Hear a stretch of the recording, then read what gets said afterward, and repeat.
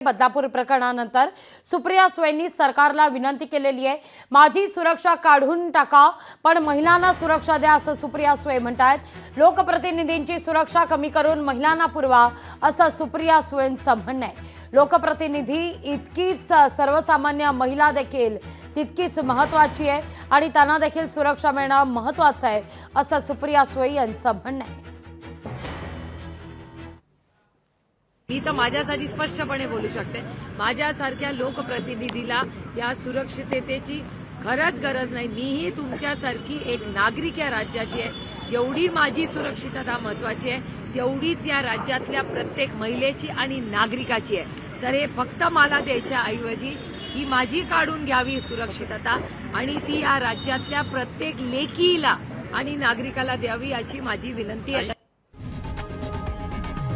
लोकशाही मराठी ऐका, पहा, जागरूक रहा।